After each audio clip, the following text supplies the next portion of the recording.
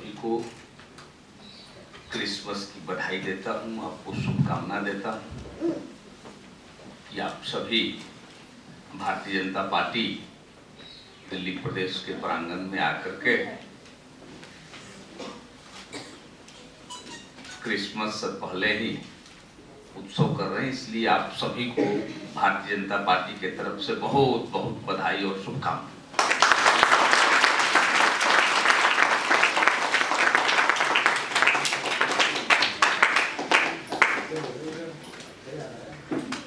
यहाँ मुझे ध्यान है कि बिशप जोनाथन साहब,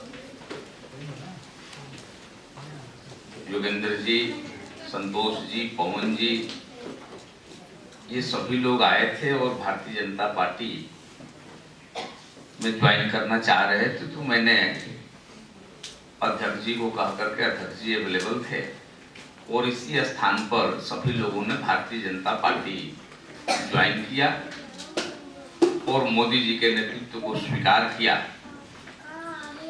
इसलिए भी आप सभी बधाई के पात्र हैं।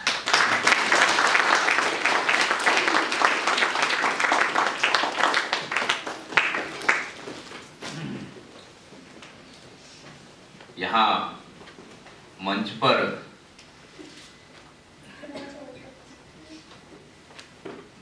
जो मैं तो ज्यादा नहीं जानता आप लोगों के पद वगैरह को, कौन हेड है, क्या है, नहीं है, लेकिन जैसे ये प्रभाकर साहब हैं, जब मैं आया तो बोल रहे थे तो जानकारी मिली कि आप इंडिया के हेड हैं। तो हम लोग पॉलिटिकल लोग हैं तो अपने पॉलिटिशियन लोगों को ज्यादा जानते हैं, कौन कहाँ हेड है, कौन कहाँ क्या है, नहीं। और ये सब जो आप स्पिरिचुअल बात बोल रहे थे मुझे अच्छी लगी और मैं सुन रहा था। तो मैंने भी 11th पास करने के बाद गीता पढ़ा था, रामायण भी पढ़ा। छुट्टी का समय था, जिस विद्यालय में मेरा निवास था तो वहां के लाइब्रेरी में सारी पुस्तकें अवेलेबल थी। मेरे जी में भी कोई काम नहीं था तो मैं भी पढ़ते रहता था। उसके बाद से राजनीतिक जीवन में आ गया तो पढ़ने का अवसर कम मिला। तो जो आपने बात बताई मैं बड़ी ध्यान से सुन रहा था कि सभी जीवों में, सभी प्राणी में ईश्वर है, यीशु है, प्रभु है। तो गीता में भी इस पर मैंने जिक्र पढ़ा था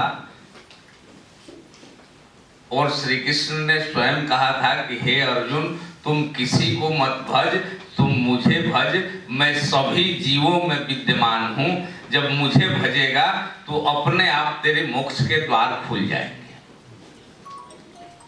और उसी में कहा गया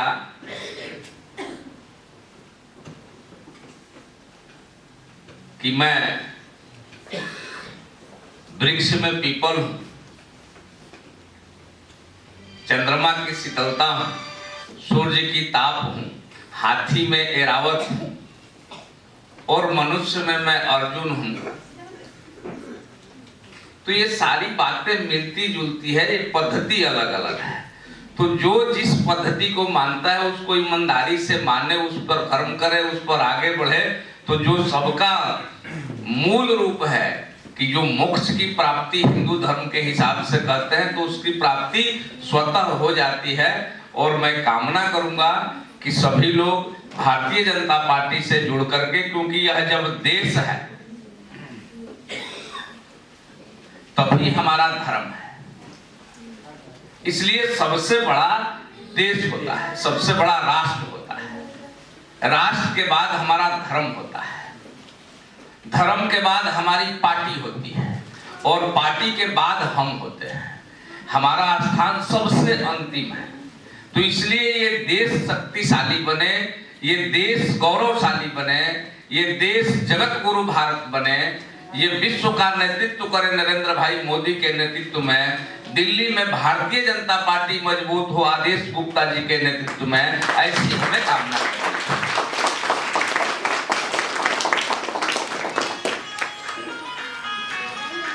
आप सभी यहाँ उत्सव सेलिब्रेट करने के लिए आए। मैं पुनः एक बार आप सभी को भारतीय जनता पार्टी की ओर से और मैं स्वयं की ओर से आपको बहुत बहुत बधाई और शुभकामना देता हूं। थैंक यू सर, आपने बड़ी ही एक गुड बात जो बताई है, हम आपके तहे दिल से धन्यवाद करते हैं। और खासकर आप हमारे बीच में आ गए और हमें प्रेरणा दी, इसलिए हम आपको धन्यवाद करते हैं। और जब भी हमें, जैसे सर ने बताया, जब भी हम आते हैं ऑफिस में तो एक अच्छा सा फील होता है।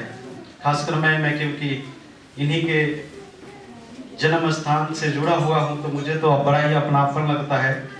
और कभी एक टाइम ऐसे लगता था कि अरे बीजेपी ऑफिस तो हम दूर से ही थोड़ा सा, लेकिन जब हम अंदर आए तो हमें बड़ा ही सुकून मिलता है यहाँ पे। कारण कि हमें यहाँ पे हर एक लोग, जो गेट से लेके जितने लोग हैं, सब बड़े आदर देते हैं। हमें लगता नहीं कि एक राष्ट्रीय पार्टी का एक ऑफिस है, ऐसा लगता है जैसे हमारा घर हो। और इसीलिए हम सब यहाँ पे आज उपस्थित हैं। और निसंदेह हम आने वाले समय में अपने पार्टी के लिए, अपने देश के लिए कार्य को हम कर रहे हैं। और आगे भी इसका रिजल्ट, क्योंकि हमारे साथ के जो लोग हैं उनके पीछे हजारों के झुंड में है, तो निसंदेह हम कार्य को कर रहे हैं सर। ये आश्वासन हम अपने टीम को, अपने अगुवे की ओर से हम आपको देते हैं। और इस समय ही एक हम बच्चों का एक प्रोग्राम है, एक डांस है बच्चों का।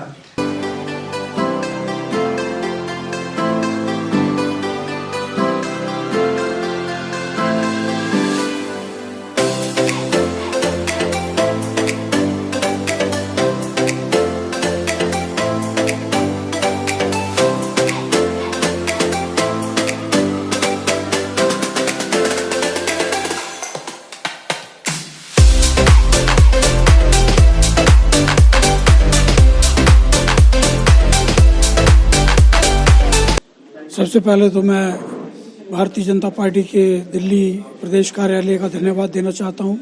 श्री आदेश गुप्ता जी जो अध्यक्ष हैं और श्री दिनेश प्रताप सिंह जी जो महामंत्री हैं, मैं इनका धन्यवाद देना चाहता हूं कि उन्होंने हमें ये मौका दिया कि हम उनके सभागृह में कृष्ण जयंती का ये उत्सव प्रोग्राम हम मना सकते हैं।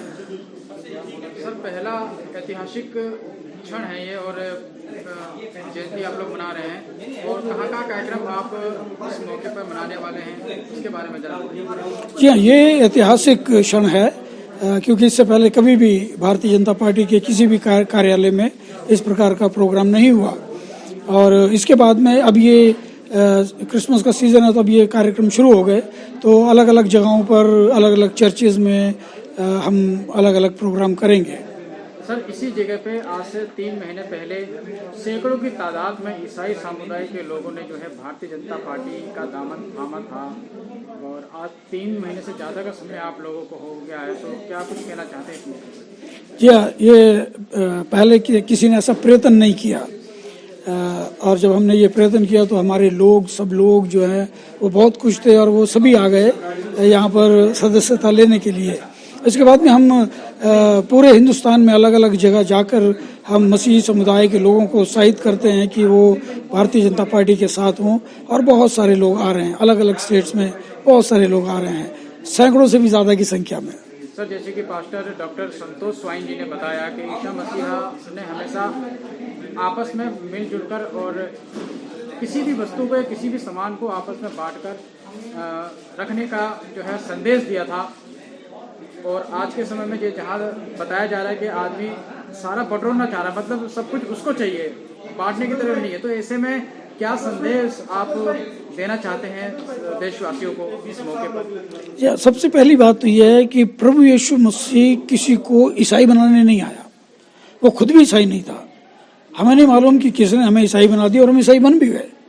वो तो केवल मन परिवर्तन करने के लिए आया है, एक जस्ट सोसाइटी की स्थापना करने के लिए जहाँ सब बराबर हैं।